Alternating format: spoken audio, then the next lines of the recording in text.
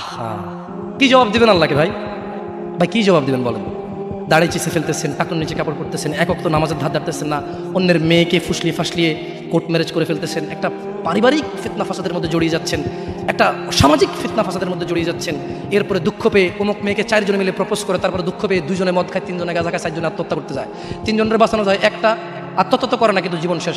পরীক্ষার সময় পড়েনি, ক্লাসের সময় ক্লাসে যায়নি, মাদ্রাসার সময় মাদ্রাসা যায়নি, সলাতের সময় মসজিদে আসেনি, এভাবে তার জীবন যৌবন সব শেষ করে দেয়।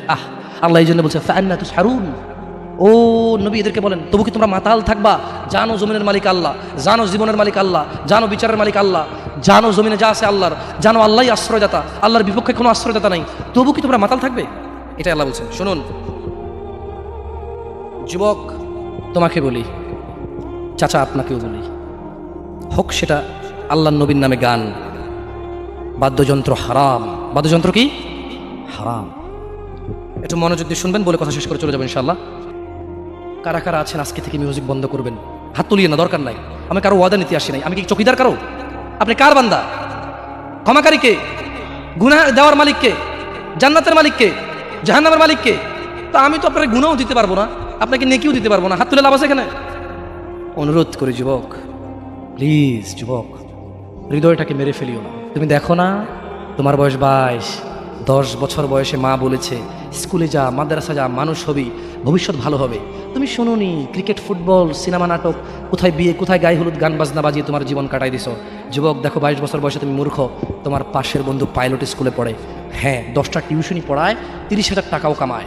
হ্যাঁ, তুমি যাকে বিয়ের প্রস্তাব দিচ্ছ কেউ রাজি নাই, ওর জন্য 5টা ঘর আসে, ওর মা বলছে এখনো ছোট, আরো পড়াশোনা করুক, আর তুমি বিয়ের জন্য হন্য হয়ে খুঁজতেছো। কোনো রিক্সাওয়ালা তোমাকে মেয়ে দিতে রাজি?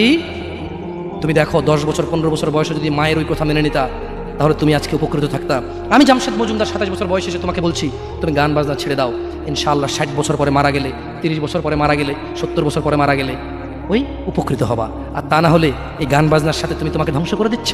যেদিন নিঃশ্বাস বন্ধ হয়ে যাবে সেদিন হলেও বুঝবা। বুঝতে তোমাকে হবেই, জমিনের উপরে বোঝো অথবা জমিনের নিচে বোঝো, বুঝতে তুমি হবে। শোনো, আল্লাহ কোনো কিছু বলেছে আর তুমি বুঝবা না, আহা পার পাওয়া যাবে না। তবে তোমাকে বলি, যা করেছো করেছো, যা গান বাজনা শুনেছো শুনেছো, এবার আল্লাহকে ভয় করে সব ছেড়ে ইস্তেগফার করো, বলো আল্লাহ আমাকে ক্ষমা করেন, আমার এই 2 কানে গলিত সীসা ঢালিয়েন না ইয়া আল্লাহ। ছিলাম কিন্তু আমি উপলব্ধি করতে পারিনি, আল্লাহ আজকে আমি উপলব্ধি করছি। আল্লাহ আমি আর কখনো বাদ্যযন্ত্র দিয়ে নিজেকে আনন্দিত করব না। এই হারাম যা আপনার এত আপনাকে রাগান্বিত করে, আমি আর কোনোদিন এই হারাম দিয়ে নিজেকে আনন্দিত করব না। আমি অনুরোধ করব, চিটাগং শহরে থাকি, বেশি দিন হয় না, তবে কারো বিয়ে হলে আর 2 দিনও ঘুম হয় না, এত পরিমাণ গান বাজনা বাজায়, আল্লাহি হৃদয় ভেঙে যায়। আল্লাহর কসম, কি দিয়ে বুঝে আপনাকে? মন চায় মারামারি করি, মন চায় গালাগালি করি, মন চায় ঝগড়া করি, মন চায় ওর বিয়ে ভেঙে দেই, মন চায় নিজে পুলিশের ওসি হয়ে ওদের সবগুলো বন্ধ করি, মন চায় রাজনৈতিক নেতা হয়ে লাঠিছোড়া নিয়ে এদেরকে পেটানো শুরু করি, মন চায় আল্লাহর থেকে অনুমতি আসুক, ওহি বন্ধ হয়ে গেছে, মন চায় আল্লাহ তুমি ওহি পাঠাও, একটাকে গলায় পাড়া দেয় কতক্ষণ, মন চায় নিজেকে যদি অনেক জ্ঞানী অনেক কিছু হতাম, কোথাও গিয়ে যদি বলতাম গান বন্ধ করো, যদি বন্ধ করে দিত, যদি এমন কিছু হতাম, কত কিছু যে মন চায়। তোমার বিবাহ তুমি রামশ্যাম যদুমধুর মতো করে ফেলেছো। যুবক, তুমি কেন কবুল পড়ে বিয়ে পড়ো? আমার তো বুঝে আসে না। বাবা, আপনি কেন আপনার ছেলেকে কবুল পড়িয়ে বিয়ে দিচ্ছেন? আমার বুঝে আসে না।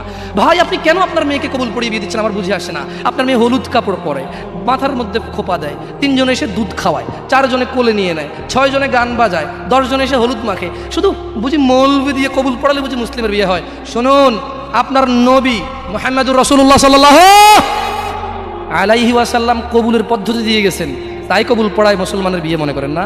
কিন্তু বাকি যেগুলো করেন এগুলো কার পদ্ধতি? কার? মিথ্যা কথা বলবেন না। হুজুর ডেকে খুতবা পড়ে কবুল পড়ে বিয়ে কার পদ্ধতি? আল্লাহ নবীর। এই গান কার পদ্ধতি? কেন করতেছেন? ওটা তো আপনার বিয়ের অংশ, বিয়ে না হলে তো বাজাতেন না। বিয়েকে কেন্দ্র করে যেমন কবুল বলছেন, বিয়েকে কেন্দ্র করেই তো গানটা বাজাচ্ছেন। কয়জন নবীর উম্মত আপনি? আপনার নবীর নাম কি? আই এম আস্কিং ইউ, আপনার নবীর নাম কি? আমার নবীর নাম মুহাম্মদ রাসূলুল্লাহ সাল্লাল্লাহু আলাইহি ওয়াসাল্লাম। Who is the messenger of Allah for you? আপনার জন্য আল্লাহর নবী কে? কোন নবীর সুন্নাত পালন করলেন গান বাজিয়ে? আপনার জন্য আমার বিল্ডিংটা ভেঙে পড়বে, ওরা কি ছাড়বো না। আল্লাহ তুমি আমার ভাইদেরকে হিদায়াত দাও ইয়া আল্লাহ, ছাড়বো না। এই যে ভূমিকম্প হলো আপনার গান বাজনা বাজানোর কারণে। মুহাম্মদ সাল্লাল্লাহু আলাইহি ওয়াসাল্লাম কি মিথ্যা কথা বলে? কারা কারা হাত তোলেন তো যে মুহাম্মদ সাল্লাল্লাহু আলাইহি ওয়াসাল্লাম জানে না, মুহাম্মদ সাল্লাল্লাহু আলাইহি ওয়াসাল্লাম জানে না, এরকম কারা কারা স্বীকার করে? আল্লাহ নবী বলেছে, যখন বাদ্যযন্ত্র বেড়ে যাবে, গায়িকারা সম্মুখে এসে নাচবে, তুমি অপেক্ষা করো, পাহাড়গুলো কেঁপে উঠবে, পৃথিবীটা নড়ে উঠবে। জালজালা ইযা যুলজিলাতিল আরদু জিলজালাহা, যখন পৃথিবী প্রবল কম্পনে প্রকম্পিত হবে। ওয়া খরাজাতিল আরদু আসকালাহা, যখন এই মাটি তার ভিতরে যা আছে একদম লাথি মেরে বের করে দেবে, লাশ হোক আর যাই হোক, মাটি বলবে যে বের হও, বের হও আমার থেকে, বের হও, আমি তোর আর কাউকে রাখবো না। ওয়া ক্বালাল ইনসান, মানুষ বলবে মা লাহা মা লাহা, পৃথিবীটা কি হলো, এই মাটির কি হলো, কেন সে কবরগুলো লাশগুলো বের করে দিচ্ছে, কেন সে স্বর্ণ মতি হীরা মানিক বের করে দিচ্ছে, মা লাহা, এর কি হলো, কেন পাহাড় নড়ে উঠছে, কেন পাহাড় ভেঙে চূর্ণ বিচূর্ণ হয়ে যাচ্ছে। মানুষ বলবে মা লাহা, পৃথিবীর কি হলো, বিআন্না রাব্বাকা আওহালাহা, পৃথিবী এটা করবে, বিআন্না রাব্বাক, কারণ তোমার প্রতিপালক আওহালাহা পৃথিবীকে আদেশ করেছে। আপনি গান শোনেন, আমি শুনি না, আপনি গান বাজান, আমি বাজাই না। যখন চিটাগং নড়ে উঠলো ভূমিকম্পে, আপনার বাড়ির সাথে আমার বাড়িটা উঠছে। বন্ধ করেন এই জুলুম আমাদের উপর, আল্লাহর দিকে তাকিয়ে বন্ধ করেন, আল্লাহর দিকে তাকিয়ে বন্ধ করেন। আপনার বাড়িটা যদি ভেঙে ফেলার ইচ্ছা, বুলডোজারে ভেঙে ফেলেন, কেউ ধরবে? কেউ জিজ্ঞেস করবে আপনাকে? আপনি গান বাজনা শুনে ভাবে পৃথিবীতে বিপর্যয় নিয়ে আসতেছেন। ইত্তাকিল্লাহ হাক্কা তুকাতিহ, আল্লাহকে ভয় করেন যেভাবে ভয় করা উচিত। ইয়া শিবাব, আহলুল মুনাফিক, নামধারী কিছু মুসলমান, এদের ফাঁদে পা দিও না। তারা চায় তোমরা নেশায় মত্ত হয়ে তোমরা তোমাদের জীবনটাকে জাহান্নামে উজাড় করে দাও। তারা চায় তোমরা শয়তানের ফাঁদে পা দিয়ে তোমরা আল্লাহ দ্রোহিতা এবং রাসূল দ্রোহিতায় মেতে ওঠো, অথচ আল্লাহ চায় তোমরা সফলতার দিকে আসো, আল্লাহ চায় তোমরা আল্লাহর ক্ষমার দিকে আসো, তোমরা সফল হও, আল্লাহ চায়। আল্লাহ সুবহানাহু ওয়া তাআলা বলেন, ইয়া আইয়ুহাল্লাযীনা আমানু ইন্নামাল খামরু ওয়াল মাইসির ওয়াল আনসাব ওয়াল আজলাম রিজসুম মিন আমালিশ শাইতান ফাজতানিবুহু লাআল্লাকুম তুফলিহুন। হে তোমরা যারা ঈমান এনেছো, মদ, জুয়া, মূর্তি পূজার ব্যাধি ও ভাগ্য নির্ণয় গণকের কাছে যাওয়া শিরক, গণকের কাছে যাওয়া শিরক। ভাগ্য নির্ণয় করার শর্ত কেবল ঘৃণার বস্তু, শয়তানের কাজ, কাজেই তোমরা সেগুলো বর্জন করো। ফাজতানিবু, কাজে তোমরা সেগুলো বর্জন করো। ইয়া শিবাব, হে মানুষ, তোমরা মদ, জুয়া, গান বাজনা, ভাগ্য নির্ণয় করে এরকম জিনিস থেকে বেঁচে থাকো। আল্লাহ বলছেন যে রিজসুম মিন আমালিশ শায়তান, এগুলো শয়তানের কাজ, এগুলো ইবলিসের কাজ। ফাজতানিবু, আল্লাহ বলছে হে আমার বান্দারা, ফাজতানিবু, এগুলো থেকে বেঁচে থাকো। কেন? লাআল্লাকুম তুফলিহুন, যাতে তোমরা জিতে যাও, যাতে তোমরা সফল হও, যাতে তোমরা জান্নাতি হও, যাতে তোমরা ভয়াবহ আগুন থেকে বেঁচে যাও। জাহান্নামের আগুন কি? নাযাআতাল লিশশাওয়া, চামড়া খসে দেবে, এটা হচ্ছে জাহান্নামের আগুন। জাহান্নামের আগুন থেকে বাঁচার দরকার আছে না নাই? এইভাবে এলোমেলো চলাফেরায়, শুক্রবারের নামাজে গিয়ে বাকি সব বাদ দিয়ে নামাজও পড়বো, শুধু খাবো। আরে বাস্তবতা এমন, এখনকার ঘুষখোররা বলেছে শুনেন 3 লাখের নিচে হবে না, আপনাকে বুঝতে পারতেছি না, জোরের টাইম চলে যাচ্ছে, দিলে না দিলে যাই নামাজ যাই। বড় আশ্চর্য, বড় আশ্চর্য। আরে ভাই, নামাজ আল্লাহর সাথে অপরাধ, ক্ষমাকারী কে? জানা আল্লাহর সাথে অপরাধ, ক্ষমাকারী কে? মদ পান আল্লাহর সাথে অপরাধ, ক্ষমাকারী কে? কিন্তু যার থেকে ঘুষ নিছেন, এটা কি আল্লাহর হোক না মানুষের হোক? ক্ষমাকারী কে? মানুষ, আল্লাহ না। আল্লাহ ক্ষমা করবে না, আল্লাহ নিজের উপরে হারাম করে দিয়েছে এটা। আপনি যদি বলেন যে আমি 3 দিন ভাত খাবো না, পারবেন? এই ওয়াদার উপর থাকতে পারবেন? নাকি খিদের বেলা খেতেই হবে? আল্লাহ এতটাই ক্ষমতাবান, তিনি যদি বলেন যে আমি এটা করবো না, তিনি এটা না করে থাকতে পারেন। অনেকে বলে যে আল্লাহ চাইলে পুরুষটাকে মহিলা বানাইতে পারবে। আমরা বলি যে আল্লাহ চাইলে সবই পারবে, কিন্তু আল্লাহ এখানে বলে যে আমি চাইবই না এটা। আর আল্লাহ এত ক্ষমতাবান, আমি এটা করবো না বলে পৃথিবীর কেউ জোর করে ওনাকে করাইতে পারবে না। আপনারা কথা বুঝতে পারছেন? এই জন্য মানুষের হক যে নিচ্ছেন আপনারা, আল্লাহ ক্ষমা করবে না। তো প্রশ্ন, আল্লাহ এত ক্ষমতাবান, আল্লাহ ক্ষমার মালিক না আল্লাহ? আল্লাহ এই ক্ষমতাটা তার বান্দাকে ভালোবেসে দিয়ে দিয়েছে। হ্যাঁ বান্দা নে, তোকে দিয়ে দিলাম ইখতিয়ার, আমি আল্লাহ মিথ্যা কথা বলি না।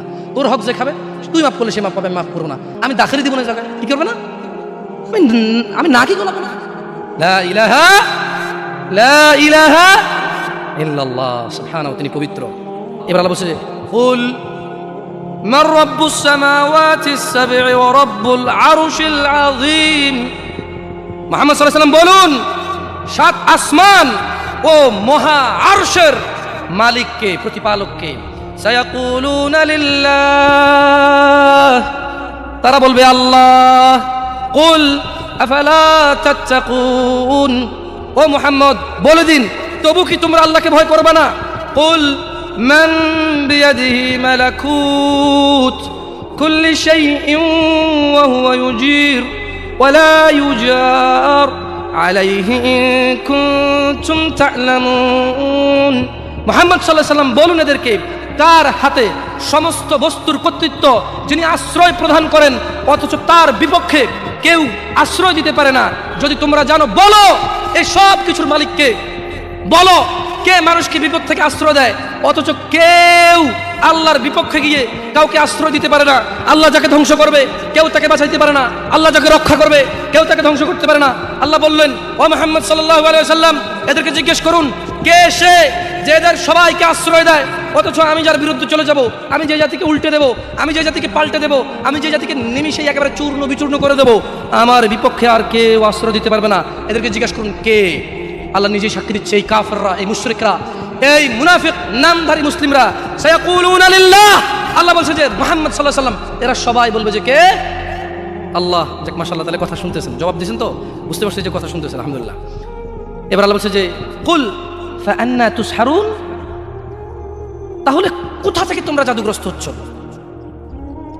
আল্লাহ প্রশ্ন করতেছে, তুমি তো জানো আসমান জমিনের মালিক কে, জমির মধ্যে যা কিছু আছে মালিক কে, আশ্রয়দাতা কে। এবার আল্লাহ প্রশ্ন করতেছে, নবী এদেরকে বলুন, তবু কি এরা নেশাগ্রস্ত, মাতাল, আমাকে মানছে না? আজান হয়, হাইয়া আলাস সালাহ, সালাতের দিকে আসো, হাইয়া আলাল ফালাহ, কামিয়াবির দিকে আসো, আল্লাহু আকবার, আল্লাহু আকবার, আল্লাহ বড়। ওই টেলিভিশন দেখে, আল্লাহ বলছে আল্লাহু আকবার, আল্লাহ বড়। ও ক্রিকেট খেলে, আল্লাহু আকবার, মুয়াজ্জিন ঘোষণা দেয় আল্লাহ বড়। সে বসে বসে গল্প গুজব করে, আল্লাহু আকবার, আল্লাহ বড়। অথচ মহিলা রান্না বান্না করে, আল্লাহু আকবার। রিক্সা ড্রাইভার রিক্সা চালায়, আল্লাহু আকবার, আল্লাহ বড়। প্যাসেঞ্জার তার রিক্সায় বসে থাকে, আল্লাহু আকবার। বাসের ড্রাইভার পিশাব পায়খানা ধরলে দাঁড়ায়, আল্লাহু আকবার শব্দে দাঁড়ায় না। সিএনজি ড্রাইভার পিশাব পায়খানা ধরলে দাঁড়ায়, আল্লাহু আকবার দাঁড়ায় না। আল্লাহ এটা বলতেছে যে কুল ফাআন্না তুসহারুন, তবু কি তোমরা মাতাল হয়ে থাকবা? তারা চায় তোমরা গান বাজনায় মেতে থাকো, অথচ আল্লাহ সুবহানাহু ওয়া তাআলা সূরা লুকমানে বলেন, ওয়ামিনান নাসি মান ইয়াশতারি লাহুয়াল হাদিসি লিয়ুদিল্লা আন সাবিলিল্লাহি বিগাইরি ইলম ওয়া ইয়াত্তাখিযুহা হুজওয়া উলাইকা লাহুম আযাবুম মুহিন। আর মানুষদের মধ্যে কেউ কেউ আল্লাহর পথ থেকে বিচ্যুত করার জন্য অসার অপ্রয়োজনীয় গান বাজনা কিনে নেয় তাদের জ্ঞান ছাড়াই, এবং আল্লাহর দেখানো পথ নিয়ে ঠাট্টা বিদ্রুপ করে, তাদের জন্য রয়েছে অবমাননাকর শাস্তি।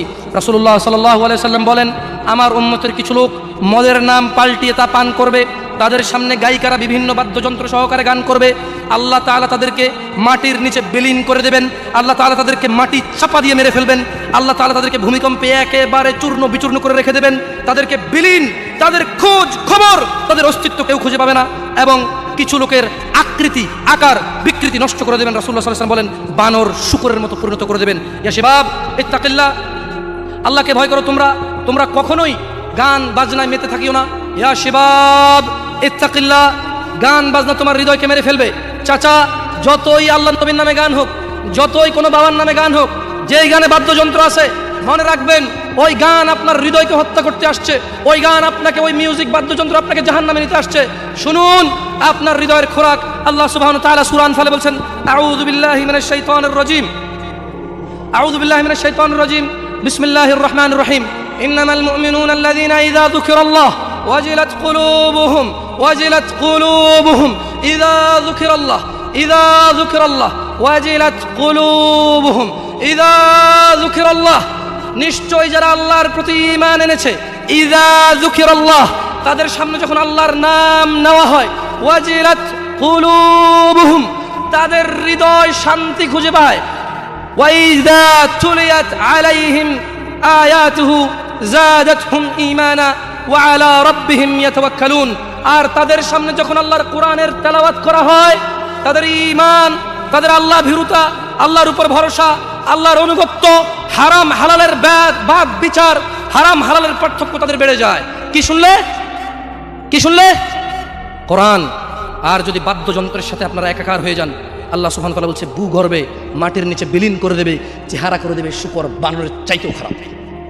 রাসূলুল্লাহ সাল্লাল্লাহু আলাইহি সাল্লাম বলেন, যে ব্যক্তি দুনিয়াতে মদ পান করবে যে ব্যক্তি দুনিয়াতে মদ পান করবে ও তওবা করবে না, সে আখিরাতে তা থেকে বঞ্চিত থাকবে। দেখুন দিনী ভাইয়েরা, জিনা ব্যভিচার এত পরিমাণ বেড়েছে, হে মুসলমান, হে মানুষ, মুনাফিকের ফাঁদে পা দিও না। তারা চায় তোমরা বেহায়াপনা, নির্লজ্জতা, নোংরামো, অশ্লীল চরিত্রকে আপন করে নাও, যা তোমাদের দুনিয়া ও আখিরাতকে সম্পূর্ণ ধ্বংস করে দিবে, যা তোমার নিজের ও তোমার ভবিষ্যৎ প্রজন্মের দুনিয়া ও আখিরাত অন্ধকার করে দেবে। এই ব্যাপারে আল্লাহ সুবহানাহু ওয়া তাআলা সূরা আল ইসরা বলছেন, ওয়ালা তাকরাবুজ জিনা, তোমরা জানার কাছেও যেও না, ইন্নাহু কানা ফাহিশাতাও ওয়া সাআ সাবিলা, নিশ্চয়ই এই জানা ব্যভিচার, নিশ্চয়ই এই জানা ব্যভিচার, নিশ্চয়ই এই জানা ব্যভিচার অশ্লীল, অশ্লীল, অশ্লীল, অশ্লীল, নিকৃষ্ট, নিকৃষ্ট, নিকৃষ্ট আচরণ। রাসূলুল্লাহ সাল্লাল্লাহু আলাইহি সাল্লাম বলেন, জানাকারী ব্যক্তি যখন সে জানা করে ওই সময় তার ঈমান থাকে না। চোর যখন চুরি করে ওই সময় সে মুমিন থাকে না। মদখোর, নেশাগ্রস্ত লোক যখন সে নেশা করে ওই সময় তার ঈমান থাকে না। চিন্তা করে দেখেন তো, মদ খাওয়া অবস্থা মারা গেলে কি হয়ে মরলেন বলেন তো? যতই হজ করেন কি হয়ে মরলেন? হজ করতে কে বলছে? আল্লাহ। হজ করতে কে বলছে? মুহাম্মদ সাল্লাল্লাহু আলাইহি সাল্লাম। নামাজ পড়তে কে বলছে? আল্লাহ। নামাজ পড়তে কে বলছে? মুহাম্মদ সাল্লাল্লাহু আলাইহি সাল্লাম। ওই একই মুহাম্মদ সাল্লাল্লাহু আলাইহি সাল্লাম বলছে, চোর চুরি করার সময়, মদখোর মদ খাওয়ার সময়, জানাকারী ব্যক্তি যতক্ষণ ওই মহিলার সাথে থাকে এর ঈমান কি? বলেন কতদিন বাঁচবেন? কে আছেন বলতে পারেন? আবারও পাইলাম না। আমি ভাবছি এতক্ষণ ওয়াজ শোনার পর একটু সাহস হবে, বলবো যে আমি এতদিন বাঁচবো। তো যে জানা করতে গেলেন তার মানে গ্যারান্টি আছে যে যা জানাটা না করে চলে আসবো, তারপরে মরবো তওবা করে? না, এরকমই তো কিছু নাকি? আল্লাহ আমাদেরকে বুঝার তৌফিক দান করুন। দেখুন দিনী ভাইরা, আল্লাহ সুবহানাহু ওয়া তাআলা বলছে যে নিশ্চয়ই তোমাদের ধন সম্পদ ও তোমাদের ছেলে সন্তান তোমাদের জন্য পরীক্ষা এবং তোমাদের শত্রু। কিছু কিছু ক্ষেত্রে ছেলে সন্তানের ধন সম্পদ কি?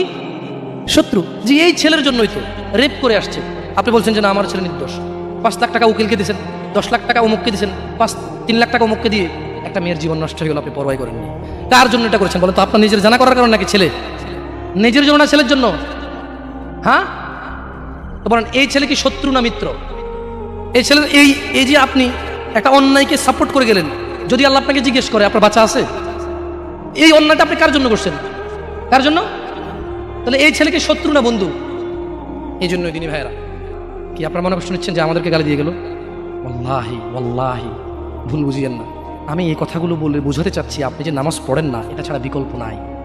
আমি বলি না যে আপনি খারাপ জাহান্নামে চলে যাবেন, না। আপনার মালিক কে? তিনি যদি আপনাকে জান্নাত দেয়, ক্ষমা করে, কেউ ঠেকাইতে পারবে? কিন্তু মনে রাখবেন, তিনি মিথ্যা কথা বলেন না। তিনি বলে দিয়েছে তিনি কাদেরকে জান্নাত দেবে। উনি পৃথিবী পরিচালনা করেন একটা নিয়ম শৃঙ্খলা। কিভাবে? একটা নিয়ম শৃঙ্খলায়। বুঝে আসছে না? আসে নাকি? যাই হোক, ইবনে আব্বাস রাদিয়াল্লাহু আনহুমার বর্ণনায় রাসূল সাল্লাল্লাহু আলাইহি সাল্লাম বলেন, আল্লাহ তাআলা মদ, জুয়া, তবলা, সারেঙ্গি হারাম করেছেন। তিনি আরও বলেন, নেশাগ্রস্ত করে এমন প্রত্যেক বস্তু হারাম। মুসনাদে আহমদ ও আবু দাউদ এসেছে। এছাড়াও বহু প্রমাণ ও নির্ভরযোগ্য হাদিস রয়েছে যাতে গান, বাদ্যযন্ত্র হারাম ও নাজায়েজ বলা হয়েছে। এই ব্যাপারে বিশেষ সতর্কবাণী রয়েছে ও কঠিন শাস্তির ঘোষণা করা হয়েছে। রাসূলুল্লাহ সাল্লাল্লাহু আলাইহি সাল্লাম বলেছেন, আমার উম্মতের মধ্যে এমন সম্প্রদায় হবে যারা জেনা, ব্যভিচার, রেশমি কাপড় ব্যবহার, মদ পান ও গান বাদ্যকে হালাল করবে।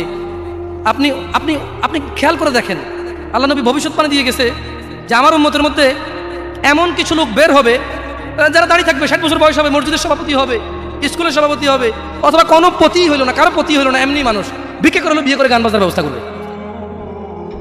ভিক্ষা করে হলো গান বাজার কি করবে? ব্যবস্থা করবে। না, নাহলে তাকে বিয়ে হচ্ছে না। নাহলে কি হচ্ছে না? বিয়ে হচ্ছে না। ওয়াল্লাহি যত পোলা তার বিয়েতে গান বাজার, বাবা জীবিত, এই বাবা দায়ী। যদি ওই বাবা বিয়েতে উপস্থিত থাকে, বাবা ছেলেকে ডাইরেক্ট বলবে, শোনো, তোমার যৌবন আছে, তোমার ইনকাম আছে, তোমার ক্ষমতা, তুমি গান বাজনা বাজাবা। আমি বাবাকে আল্লাহ ক্ষমতা দিছে, আল্লাহকে আমি রাজি থাকবো না, তোমার বিয়ে হবে না। মেয়েকে বলবেন তোর বিয়ে হবে না, তুই গায়ে হলুদে যাবি। মানে আমি খালি এখান থেকে সরে যাই আর বলবো যে এইটা আমি বিয়েতে থাকবো না, এই বিয়ে হারাম, গান বাজনা বাজতেছে, গায়ে হলুদ হচ্ছে, আমি বিয়েতে থাকবো না, এটা আল্লাহ আমার পাওয়ার দিচ্ছে। তুই মক্কার ইমাম যদি বিয়ে পড়াস আর আমি রাজি না থাকি, তোর বিয়ে হারাম। বুঝাচ্ছে না? আসে নাই? পোলাই যদি মাইয়ে যদি নিজের পাওয়ার ইস্তেমাল করে, আপনিও নিজের পাওয়ার ইস্তেমাল করেন। বলেন যে কি পাওয়ার দেখাস আমার সাথে? আমি তোর বাপ, কি পাওয়ার দেখাস তুই? তুই আমাকে জাহান্নামে নিয়ে যাবি? নো, ফেরাউন পারেনি, নমরুদ পারেনি, আবু জাহেল পারেনি, আবু লাহাব পারেনি। তুই আমার জন্মের ছেলে, তুই এমন কাজ করবি আমাকে জাহান্নামে নিয়ে যাবি? না, আমি তোর সাথে একমত না, এই কাজে আমি নাই। এই কাজে আমি বলতে পারবেন? বলতে পারবেন? দেখুন, বলতে পারেন আর না পারেন, এখানে স্বীকৃতি দেন আর না দেন, বলা উচিত। যাই হোক, দেখুন অনেক কথা বলেছি, হয়তো এই বয়সে অনেক কথা আমার মুখে মানায়ও না। আসলে সব কিছুর তো একটা বয়স আছে। ছোট মানুষ যদি বুড়া পাকনা পাকনা কথা বলি, মুরব্বীদের গায়ে এমনি লাগবে, পাকনা পাকনা কথা বলে, বয়স কত রে তোর, কি বুঝতে দুনিয়ার, ঠিক না? তবু আমি আপনাদেরকে বলি একটা কথা, আপনারা আমার কোনো কথায় মনে কষ্ট নেবেন না, আমার হাত পা নড়ে চড়ে একটু বেশি, তো এই জন্য আপনারা অহংকার নিয়েন না। আমি সৌদি আরবে বড় হয়েছি, কি বলবো জানি না, অনেকেই মাইন্ড করেন, আমার এটা নড়ে যায়, কিচ্ছু করার নেই, আমি এইভাবে ধরে রাখি অনেকক্ষণ, এইভাবে ধরে রাখি অনেকক্ষণ, কিন্তু আবার চলে আসে আমার হাত, বুঝছেন? তো আপনারা অহংকার দৃষ্টিতে দেখিয়েন না, এটা আমার অভ্যাস। খায়ের ইনশাল্লাহ, আশা করি আপনারা বুঝবেন, সবাই এখানে বুদ্ধিমান মানুষ।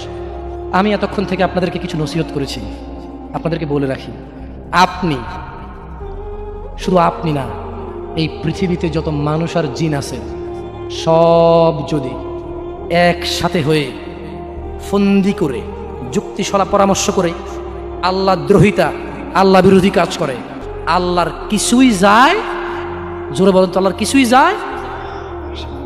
এই পুরো পৃথিবীর মানুষ এবং জিন সবাই যদি একসাথে কোনো গুনাহ না করে, শুধুই আল্লাহর অনুগত্য করে, আল্লাহর যেই ক্ষমতা, আল্লাহর যেই মহত্ব, কিছুই বাড়বে, কিছুই বাড়াইতে, কিছুই কমাইতে পারবেন না। আপনাকে একটা কথা বলি, নিজেকে বেশি অপরাধী মনে করিয়েন না। আপনি এত ভালো আল্লাহ পেয়েছেন, আপনি এত ভালো রব পেয়েছেন। বনি ইসরায়েলের একজন লোক 99 জন লোককে হত্যা করলো, তারপর সে চিন্তা করলো আমার ভালো হওয়া উচিত, ক্ষমা পাওয়া উচিত, জাহান্নামের আগুন থেকে মুক্তি পাওয়া উচিত। বাবা, আমি এই জাহান্নাম সহ্য করতে পারবো না, কিভাবে আমি জাহান্নাম থেকে বাঁচবো?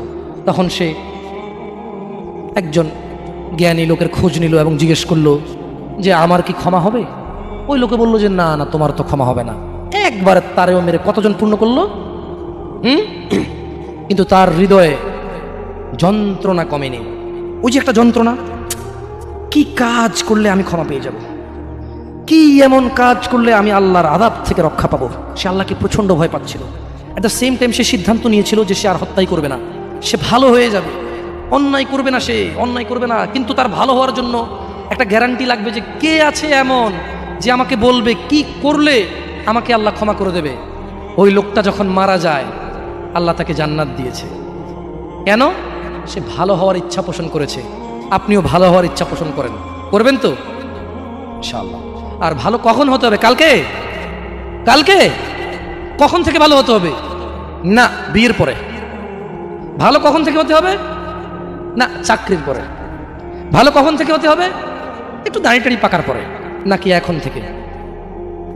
একটু নিজেকে প্রশ্ন করিয়েন, যখন বলবেন কালকে থেকে ভালো হয়ে যাব, মহা অন্যায় কথা। মানে আপনি নিশ্চিত গ্যারান্টি দিয়েছেন আপনি কালকে পর্যন্ত বাঁচবেন। এটা কত জঘন্যতম কথা না? আল্লাহ আমাদেরকে বোঝার তৌফিক দান করুন দিদি ভাইরা।